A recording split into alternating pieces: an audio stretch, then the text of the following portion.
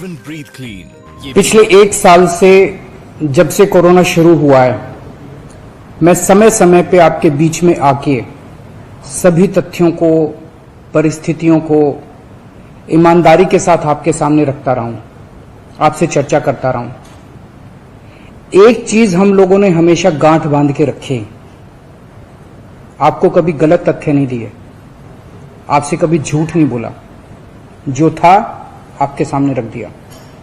अगर स्थिति अच्छी थी तो भी आपको बताया, स्थिति खराब थी तो भी आपको हमने ईमानदारी से बताया, क्योंकि हम पहले दिन से समझ गए थे कि ये इतनी बड़ी आपदा है कि आपके साथ के बिना, जनता के साथ के बिना अकेले इस आपदा से सरकार सामना नहीं कर सकती। जनता का सहयोग और जनता की सहभागिता इस पूरे संघर्ष में बेहद जरूरी है। और जब तक जनता को सच नहीं बताया जाएगा, सारे तथ्य जनता के सामने नहीं रखे जाएंगे, तब तक जनता की भागीदारी सुनिश्चित करना असंभव था। इसीलिए हमने हर चीज आपके सामने रखी। हमने टेस्ट नहीं कम होने दिए। आज दिल्ली के अंदर सबसे ज्यादा टेस्ट हो रहे हैं। मैं तो ये कहूंगा कि अगर प्रति 10 लाख की पॉपुलेशन पे देखा जाए तो शायद पूरी दुनिया में सबसे ज्यादा टेस्ट दिल्ली में हो रहे हैं। मैंने देखा कि कई जगहों पे उन्होंने टेस्ट कम कर दिए, टेस्ट कम कर दिए तो केस कम आने लग गए। इस तरह से तथ्यों के साथ कई जगह हेरफेर करने की कोशिश की गई। हमने ऐसा नहीं किया। हमने टेस्ट कम नहीं किए, उल्टे कम करने की वजह हमने दिल्ली में टेस्ट कई गुने बढ़ा दिए। आज लगभग 1 लाख टेस्ट दिल्ली में डेली हो रहे हैं। हमने मौत के आंकड़े आपसे नहीं छुपाए। जितनी मौतें होती थी हमने सब आपके सामने रखी, ईमानदारी से रखी। अगर ज्यादा हो रही थी तो ज्यादा बताई, कम हो रही थी तो कम बताई। कितने बेड्स हैं, कितने आईसीयू बेड्स हैं, क्या परिस्थितियां हैं, हर चीज आपके सामने ईमानदारी के साथ रखी। और इसी वजह से जब भी हमने कड़े निर्णय लिए, हमें आपका पूरा सहयोग मिला, दिल्ली की जनता का पूरा सहयोग मिला। मैं हमेशा कहता हूं कि हमारी दिल्ली एक परिवार है। दिल्ली के 2 करोड़ लोग एक परिवार हैं। और जब परिवार में कोई आपदा आती है तो सारे परिवार के लोग मिलकर उसका सामना करते हैं। अब भी हम सभी मिलकर इसका सामना करेंगे। पहले भी जीत हुई थी, अब भी जीत होगी। आज दिल्ली में क्या परिस्थिति है? पिछले 24 घंटे में दिल्ली में लगभग 23,500 केस आए हैं। उसके पिछले 24 घंटे में लगभग 25,500 केस आए थे। तो पिछले 3-4 दिन से रोज हम देख रहे हैं लगभग 25,000 के करीब केस आ रहे हैं। पॉजिटिविटी बहुत ज्यादा बढ़ गई है, संक्रमण दर बहुत ज्यादा बढ़ गई है।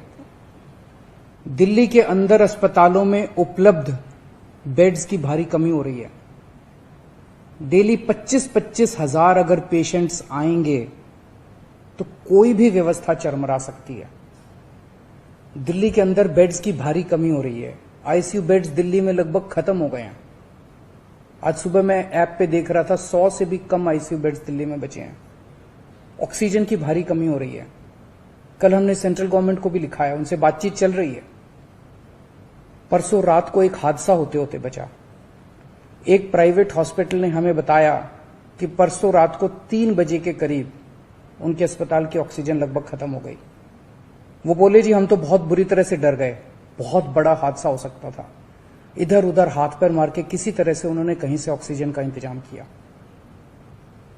दवाइयों की कमी हो रही है, रेमडेसिविर दवाई की खासकर काफी कमी हो रही है। ये सारे तथ्य मैंने आपको डराने के लिए नहीं बताए। ये सारी परिस्थिति है और इन परिस्थितियों में हमें अब अगला कदम क्या उठाना है, इस पे चर्चा करने के लिए मैंने आपको ये परिस्थिति बताई है। तो दिल्ली के अंदर कोरोना की परिस्थिति काफी गंभीर है। अभी तक हमने दिल्ली के अंदर हेल्थ सिस्टम को बड़े अच्छे तरीके से मैनेज किया।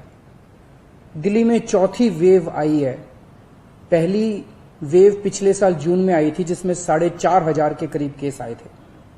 दूसरी वेव आई फिर सितंबर में, फिर तीसरी वेव आई जिसमें 8,500 के करीब केस आए थे। दुनिया के कई शहर ऐसे हैं, बड़े बड़े देशों के, विकसित देशों के शहर, जहां 6,000 केस आए तो उनका पूरा हेल्थ सिस्टम चरमरा गया, कोलैप्स कर गया। दिल्ली में 8,500 केस आए पिछली बार तीसरी वेव में, तब भी हमारा सिस्टम कोलैप्स नहीं किया, उल्टे हमने और ज्यादा अपनी तैयारियां शुरू कर दी। आज 25,000 केस आए हैं। अब दिल्ली का हेल्थ सिस्टम अपनी सीमा तक पहुंच गया है। हमारा हेल्थ सिस्टम अब बहुत ज्यादा तनाव में है। मैं ये नहीं कहूंगा कि हमारा हेल्थ सिस्टम अभी कोलैप्स किया है, लेकिन आज हमारा हेल्थ सिस्टम बहुत ज्यादा तनाव में है। किसी भी हेल्थ सिस्टम की अपनी सीमाएं होती हैं। अनगिनत पेशेंट्स तो कोई भी सिस्टम नहीं ले सकता ना। किसी भी सिस्टम की अपनी सीमाएं हैं। पिछले 5 साल में आपकी सरकार ने दिल्ली में बहुत बड़े स्तर पे स्वास्थ्य के क्षेत्र में काम किया है। खूब नए हॉस्पिटल खोले हैं, मोहल्ला क्लिनिक, पॉली क्लिनिक बनाए हैं। बहुत बड़े स्तर के ऊपर स्वास्थ्य के क्षेत्र में काम हुआ है। यही कारण है कि आज 25,000 केस के ऊपर भी दिल्ली का सिस्टम चल रहा है। लेकिन अब इसके बाद अगर तुरंत कुछ कठोर कदम नहीं उठाए गए तो यह सिस्टम कोलैप्स कर सकता है। और अगर हेल्थ सिस्टम कोलैप्स कर गया तो मुझे डर है कहीं बहुत बड़ी त्रासदी ना हो जाए। जैसे मैंने बताया कि कल एक अस्पताल में ऑक्सीजन बिल्कुल खत्म हो गई थी और बहुत बड़ी त्रासदी होते होते बची। मैंने वीडियोस देखे हैं, तस्वीरें देखी हैं, आपने भी देखी होंगी सोशल मीडिया पे। दुनिया के कई शहर ऐसे हैं जहां कॉरिडोर में पेशेंट्स पड़े हुए हैं, सड़कों के ऊपर लोग दम तोड़ रहे हैं। अभी तक हमने दिल्ली को उस किस्म की त्रासदी से बचाया है, वैसा नहीं होने दिया। आज सुबह 11 बजे मेरी और एलजी साहब की मीटिंग हुई और इन सारे पहलुओं के ऊपर, सारी परिस्थिति के ऊपर काफी विस्तार से बातचीत हुई। और उस बातचीत के बाद हमें यह लगा कि दिल्ली का हेल्थ सिस्टम बड़ी मात्रा में और अधिक पेशेंट्स अब लेने में असमर्थ है। अगर हमने अभी लॉकडाउन नहीं लगाया तो कहीं ऐसा ना हो कि बड़ी त्रासदी हो जाए। हम किसी भी हालत में दिल्ली को उस परिस्थिति में नहीं ले जाना चाहते जहां कॉरिडोर के अंदर पेशेंट्स पड़े हैं, सड़कों पे लोग दम तोड़ रहे हैं। आज सभी परिस्थितियों का जायजा लेने के बाद आपकी सरकार को यह लगता है कि दिल्ली में कुछ दिन के लिए लॉकडाउन लगाना जरूरी है, तो आज रात को 10 बजे से अगले सोमवार को सुबह 5 बजे तक 6 दिन के लिए दिल्ली में लॉकडाउन लगाया जा रहा है। इस दौरान जाहिर है कि जो एसेंशियल सर्विसेज हैं वो जारी रहेंगी, खाने पीने की, मेडिकल व्यवस्थाओं की वो जारी रहेंगी। ये शादियों का सीजन है, लोगों के बड़े मुश्किल से रिश्ते बनते हैं, हम उनके रिश्ते तोड़ना नहीं चाहते, तो लोगों की शादियां संपन्न हो, लेकिन केवल 50 लोगों के गैदरिंग के साथ संपन्न हो। उसके लिए अलग से पास दिए जाएंगे। इसके बारे में अभी थोड़ी देर में डिटेल्ड ऑर्डर जारी हो जाएगा कि कौन कौन सी चीजें जारी रहेंगी और कौन सी चीजों पर पाबंदी रहेगी। मैंने और एलजी साहब के हम दोनों ने निर्णय तब लिया है जब हमारे पास कोई उपाय नहीं बचा था। हमारे लिए निर्णय लेना आसान नहीं था, क्योंकि मैं समझ सकता हूं कि लॉकडाउन के दौरान किस तरह से लोगों के रोजगार खत्म हो जाते हैं, लोगों की कमाई खत्म हो जाती है, और खासकर सबसे गरीब तबके के लिए तो ये बेहद मुश्किल होता है। जो दिहाड़ी करके रोज कमाते हैं उनके लिए तो बेहद मुश्किल हो जाता है। पिछली बार जब देश में लॉकडाउन लगा था, हमने देखा कि किस तरह बड़ी संख्या में प्रवासी मजदूर अपने गांव जाने लगे थे।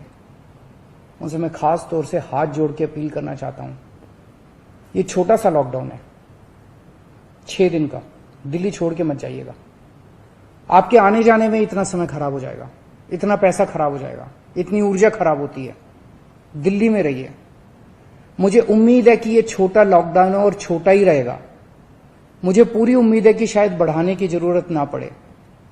आप दिल्ली में रहिए। यकीन मानिए, हम पूरी ईमानदारी के साथ सब मिलकर लड़ेंगे तो जल्दी इस मुसीबत से छुटकारा पाएंगे।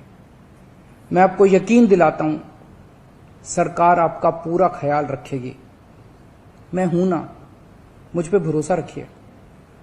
मेरी दिल्ली के सभी नागरिकों से अपील है कि यह निर्णय हमने बहुत मुश्किल से लिया है। आप सब लोग जानते हैं कि मैं लॉकडाउन के सख्त खिलाफ रहा हूं। हमेशा से मैंने लॉकडाउन का विरोध किया है।